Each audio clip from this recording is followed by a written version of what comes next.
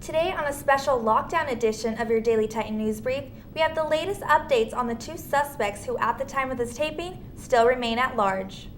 An exclusive retracing of the steps the suspect took Wednesday. Also, the latest status update on the medical condition of the pawn shop employee who was shot when this all began.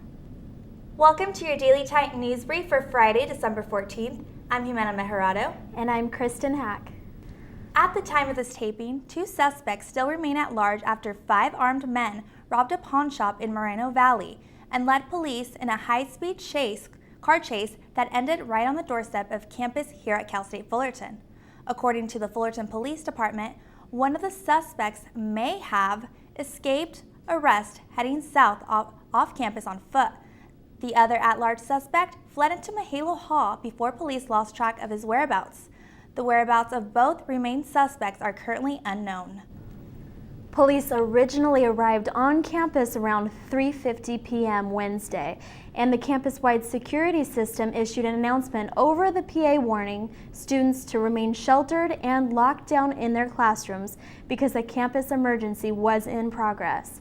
Thanks to social media websites like Twitter and Facebook, we have received these images of students barricading the doors to their classrooms and preparing for what ended up being a very long night, while heavily armed police forces stood watch outside nearly every doorway on campus. Students were told they could go home just before midnight. Our reporter Cher Tobiassen filed this exclusive report, retracing the suspect's footsteps right up to the point where police and media outlets lost track of him.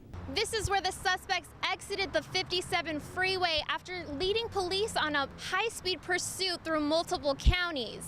The pursuit took an interesting turn when their vehicle crashed into a student's car at Nutwood Avenue and Felino Drive. After the suspects fled the vehicle, one of them decided to come through this door here at Mejorado Hall. He probably blended in well with the students here who were unaware of any potential danger. The whereabouts of the suspect from here are still unknown, but it wasn't long before police took action to find him.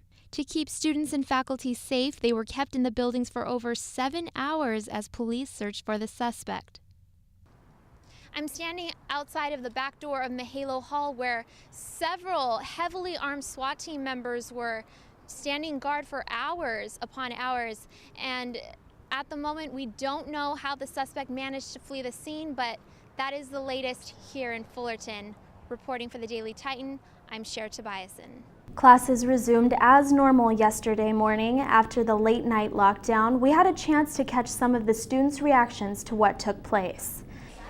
I was really freaked out. I was really scared. I don't know. I was just really scared because I've never experienced anything like this. My initial fear was that it was an actual on-campus shooter, a student that actually came just to Fullerton just to do damage. And then, so I was scared about that. But then I learned that it was a crime that was committed somewhere else that happened to come and kind of ended up here, but we didn't really know what was going on. So that gave me a little bit a better sense of what was going on. I was really scared at that time because I didn't know what was going on, and we were getting a lot of people were just watching online the news and stuff to try to get information on what's going on. So there was a lot of people freaked out. Then some people were trying to study at the same time, so it was really difficult. The pawn shop clerk that was shot is said to be in stable condition. He was rushed to the Riverside County Regional Medical Center where he was in critical condition at the time.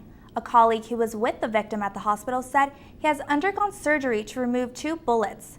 Doctors are now waiting until he gets stronger to remove the last 2 bullets. He will remain in the hospital until further notice.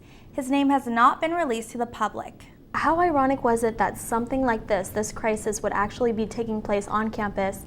And we're journalists. We're basically putting ourselves into the story. It was crazy to be doing that. We actually had just learned about doing live shots and being at the scene, and this actually happened. And we were right here in this classroom when we heard the loudspeaker announcement that everyone must be sheltered, and it was very... Really no time to react. We had to go to our journalistic instincts and, try to do the live shots best we could, go off all the knowledge that we had, and try to figure out all the more that was going on, and then feeding that to people, because they wanted to learn more about what was happening.